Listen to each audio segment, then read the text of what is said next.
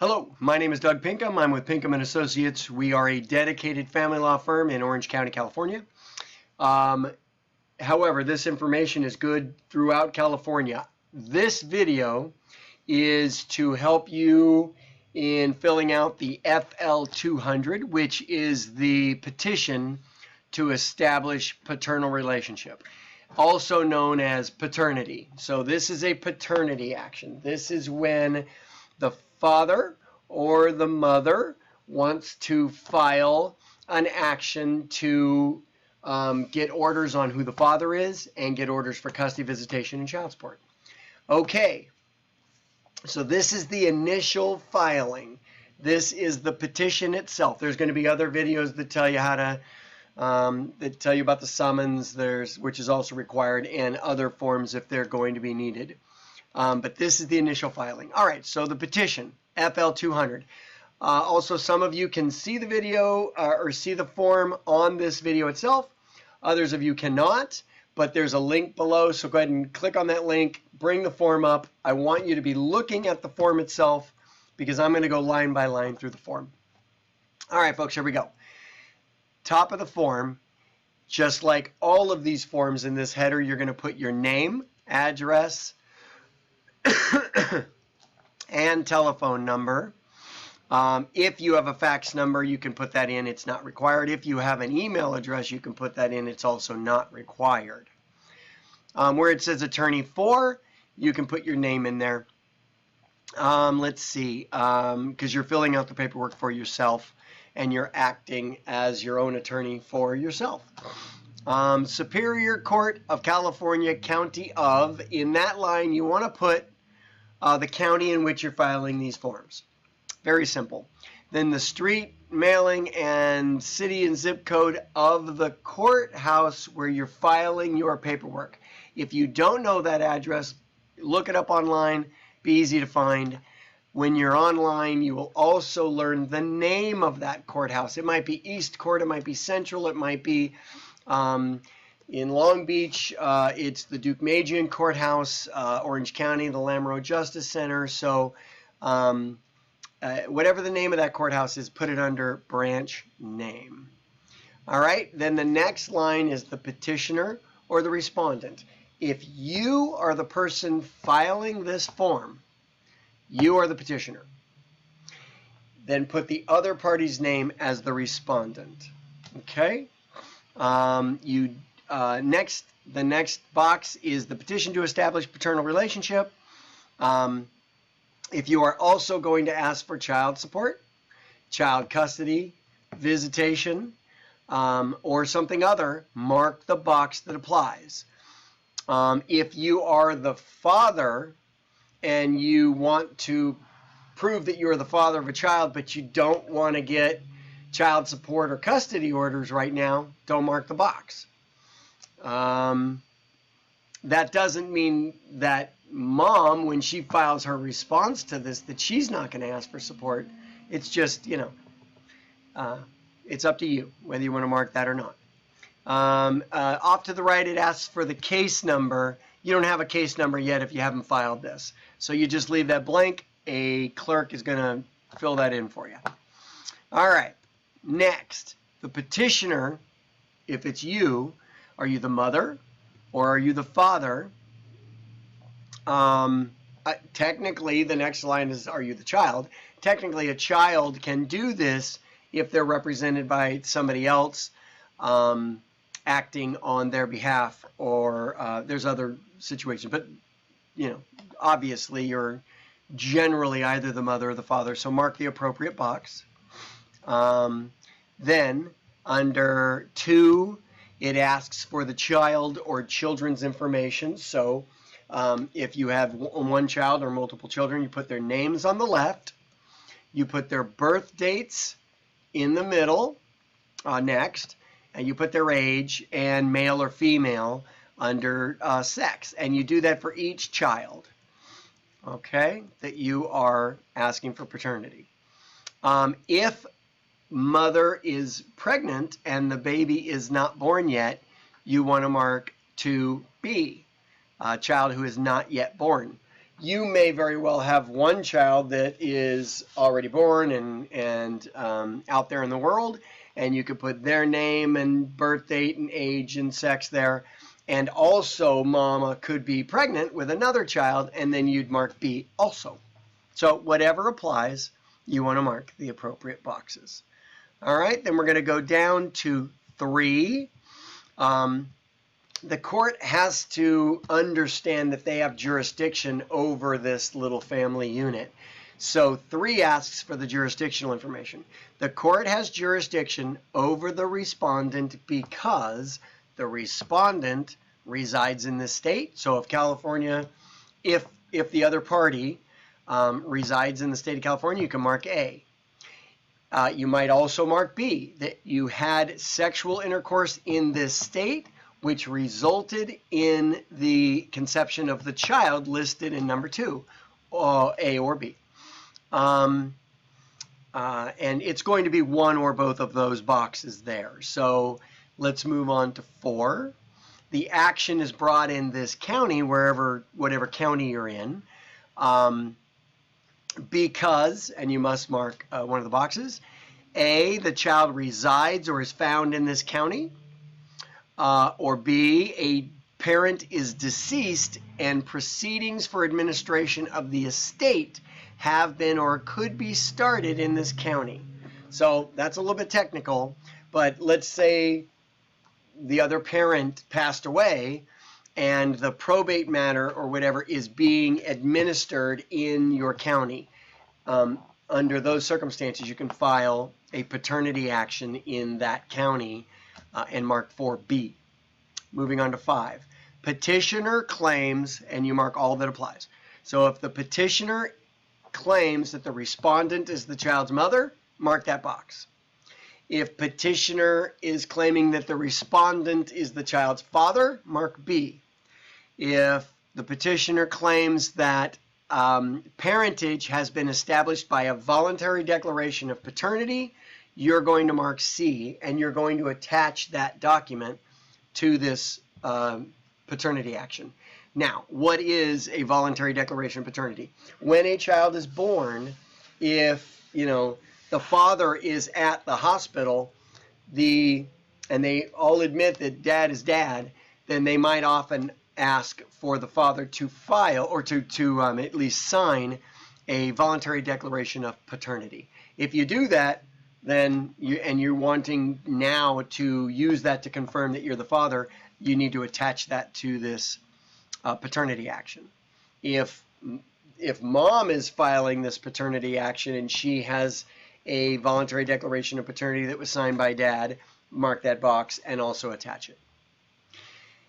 D says respondent who is child's parent has failed to support the child. So if let's say your mom and you had a child with a guy, and you have told the guy, this is your kid, I need money for food for your child, and he has said, no, I'm not going to give you any money, then you can mark D, and that would apply.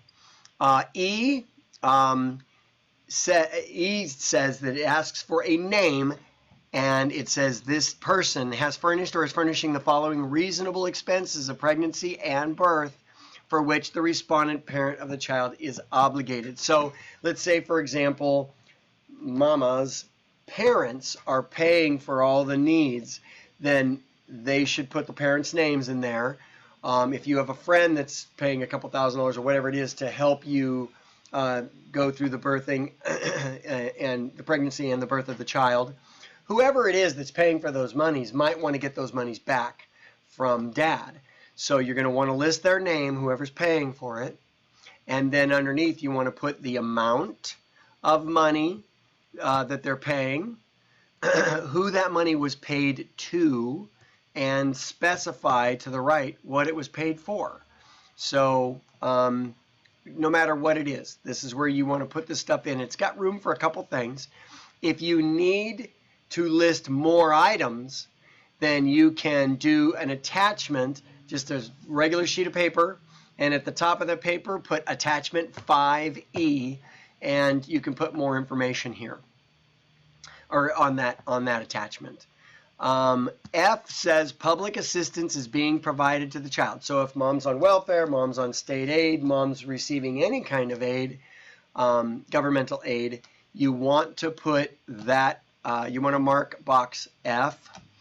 And then G says other. So I can't imagine what else you might want to put in there, but that might be a simple location to mark G and then put what kind of public assistance you're receiving. Pretty simple.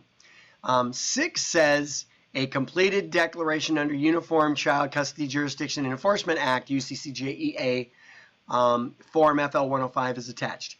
That's required. There's also another video telling you how to fill out the UCCJEA form, the FL-105. Follow that video, fill out that form, and that needs to go with this too. That video is connected to this line of videos. Okay, so now we're going on to page 2. Top of page 2, it's going to ask for petitioner's name and respondent's name again. And again, to the right, they're asking for the case number. You don't have a case number yet if you're filing this, because this is the filing that gets you a case number. So until you file it, you don't have a case number, so leave it blank.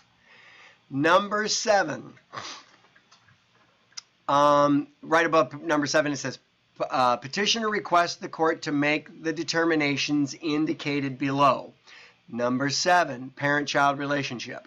It's asking who the parents of the children are. So you want to mark whoever the other party is. So if you're asking for the respondent to be determined to be the parent of the child, then mark that. If you want both of you to be determined to be the parents of the children, you can mark both boxes. It's quite simple. This is not technical at all. Don't overthink number 7. 8, child custody and visitation orders. So this is if you want the court to make custody and visitation orders, and you marked that at the beginning, at the top of the form on page 1, then you're going to mark under 8A, it's asking who do you want legal custody of the children to go to. If you want joint legal custody, mark the joint box. If you are the petitioner and you want sole legal custody, mark the box under petitioner. If if you know, that's about all you're going to mark there. If you're going to do both, don't mark petitioner and respondent, just mark joint. Physical custody of the children. This is physical custody is where the children live. Let me back up just a second. Legal custody, and I've mentioned this on other videos and other places, that's why I failed to mention it just now, but for simplicity or for information's sake, legal custody is the right to make the serious decisions in a child's life, such as the health, education, and welfare of children. That's legal custody. So if you want that to be shared, mark joint. If you want sole legal custody, control over making those decisions, which, by the way, is pretty rare, unless the other parent is abusive or it's just doesn't, or there's another serious problem. It's usually joint. But if you want to ask for sole legal custody, just mark the petitioner. Number 8B asks for physical custody. Physical custody is obviously where the children actually physically live. Do you want them to live with both of you? Mark joint. If you want them to live with only you, the petitioner, then mark petitioner. Visitation of the children. 8C, visitation of the children. So underneath that it says box number 1 is for none, no visitations. 2, reasonable visitations. 3, and you can mark petitioner or respondent and should have the following rights of visitation. So you can mark in that big space below 3, or excuse me, below 8C3, you can explain in that big box what you think the visitation should be. So just a little advice. If you put no visitation, I can assure you the judge one day is going to say, why did you say that the other parent should have no visitation? If you don't have a darn good reason, abuse or doesn't know the child or has never seen the child or the last time I talked to this guy, he said he wanted the child aborted. You know, if you don't have something to that effect, it's probably better for you to put 2, reasonable visitation. And keep in mind, reasonable visitation means reasonable, taking into consideration all of the facts in your case. So even if the father has never seen the kid, and the last time you heard from him, he said, "Why don't you abort the kid? I'd rather have the child aborted." But today, 8 months later, or 14 months later, or even 5 years later, he's saying, "Hey, really want to get to know this kid. It's important for the child to know the father," and you agree to that. Then reasonable visitation, I can assure you, would start pretty darn small. It would probably start with monitored visits because the child doesn't even know the man. And then step up to, time alone, but no overnights, and then later step up to some overnights, and then later step up to a regular, visitation schedule with regular overnights and, regular ongoing visits. But that would be reasonable visits, even if it starts out with monitored visits, because reasonable under that circumstance means monitored visits. So in other words, reasonable means reasonable under all of your circumstances in your case. It's a pretty safe answer. 3, again, if you want to put in there, say for the respondent, you want to mark the respondent's box and he should have visits during these particular times for whatever reason, you can spell that all out. 4, visitation with the following restrictions. So you could mark 4, and then under that big area there underneath 4, you could list out some specific restrictions on visitations should you choose to write that in there. D, facts in support of request, child, and visitation orders are, all right, so there's not enough room in that box right there to list the facts and your story there. What I would recommend is that you then mark the box below D that reads contained in the attached declaration, then use my declaration video to put together a declaration that you're going to attach to this before you file it, that explain what you want and why it's in the child's best interest to make those orders. Okay? And then you can always mark E. I request mediation to work out a parenting plan. I'll give you a hint and tell you a secret that's not very secret. Once you file the actual request for order to get custody orders and visitation orders, State of California has a law that says you have to go to mediation anyway. So they're going to send you to mediation anyway. So marking this box is going to make you look reasonable anyway. And you're going to have to do it once you get to the point where you're actually getting custody orders anyway. All right, so then let's move on to 9, reasonable expenses of pregnancy and birth. Reasonable expenses of pregnancy and birth be paid by, if you're the petitioner, you probably want the respondent to pay. If you are willing to share those costs, you can mark joint. And then you can put as follows. Now, probably on the previous page, you listed several things, so you don't really need to list everything again, but you might want to briefly put in there asking for respondent to share 50% of all of the costs listed on page 1. Something to that effect. That would be a reasonable way to handle that. Fees and costs of litigation. So, in family law cases, you can ask that the other party pay for your attorney's fees.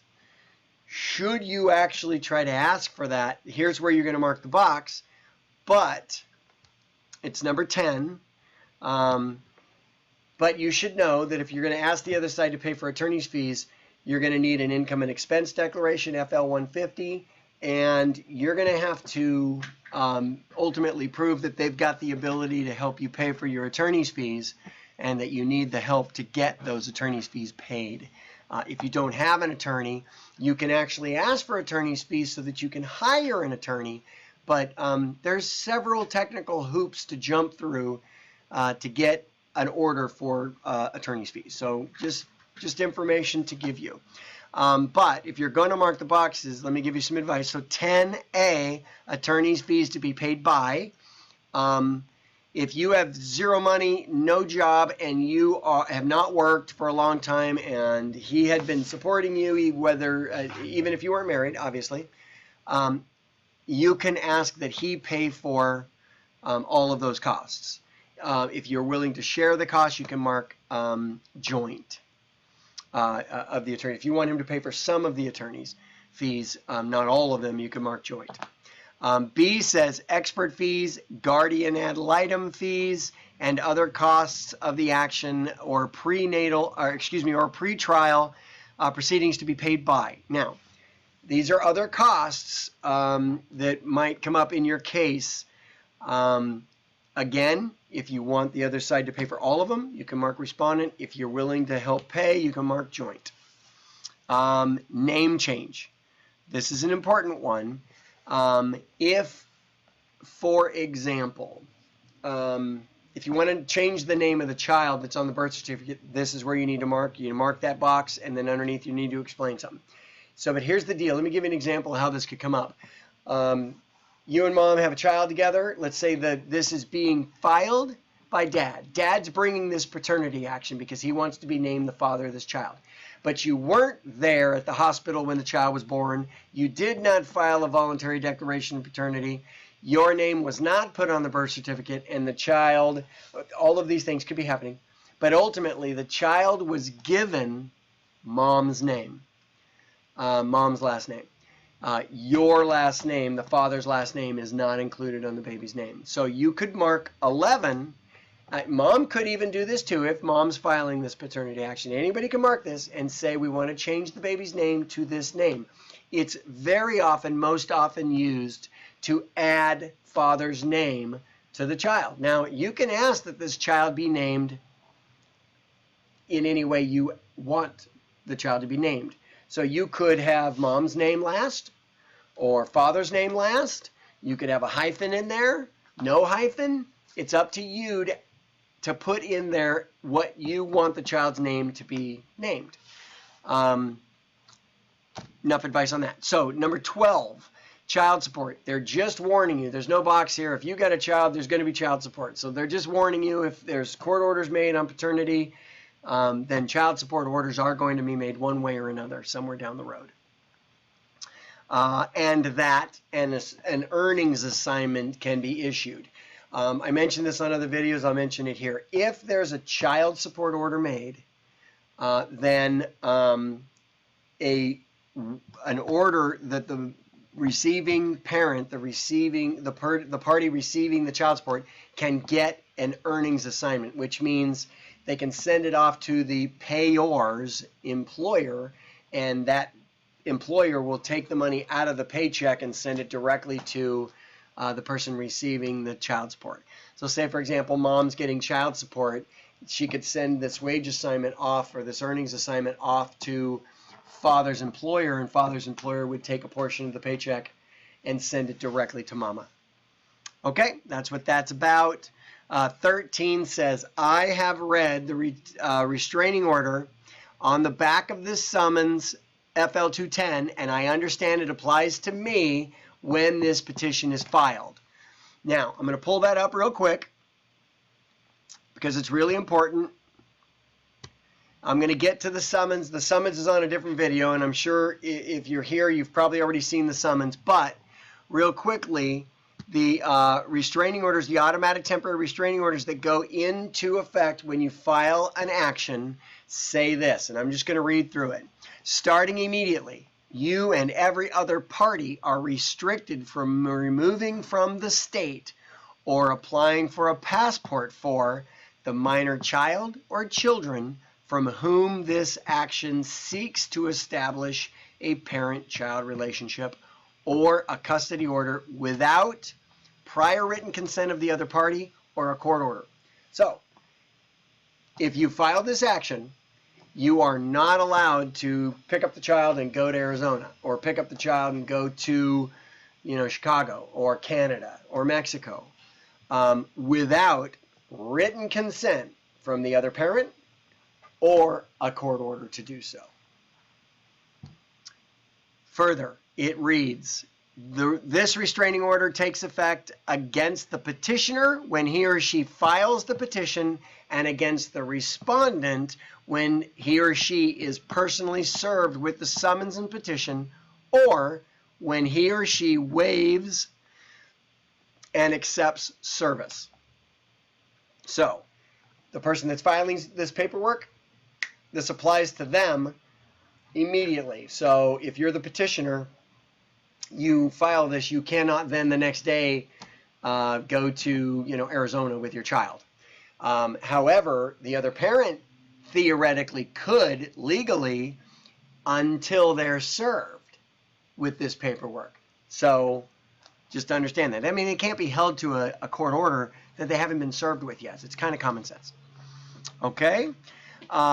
Further, this restraining order remains in effect until the judgment is entered, comma, the petition is dismissed, comma, or the court makes other orders. So until this case is done one way or another, or the court makes orders, this order, you can't remove the kids from the state of California without written permission from the other party. That stays in effect. Okay, and then lastly, this order is enforceable anywhere in California by any law enforcement officer who has received or seen a copy of it. So this is a automatic temporary restraining order that goes into effect automatically, and any cop can enforce this. So just follow it. That's the restraining orders they're talking about on the back of the FL200, which we're going back to. So now we're back to the FL200, and under 13, it says, I declare under penalty of perjury under the laws of the state of California that the foregoing is true and correct. So you're going to date that, then you're going to handwrite your name underneath the date, and then you're going to sign this form to the right of the black triangle. All right, thank you very much. This has been the petition to establish parental relationship, the FL200. I hope it has been helpful. Again, my name is Doug Pinkham of Pinkham & Associates. Thank you very much.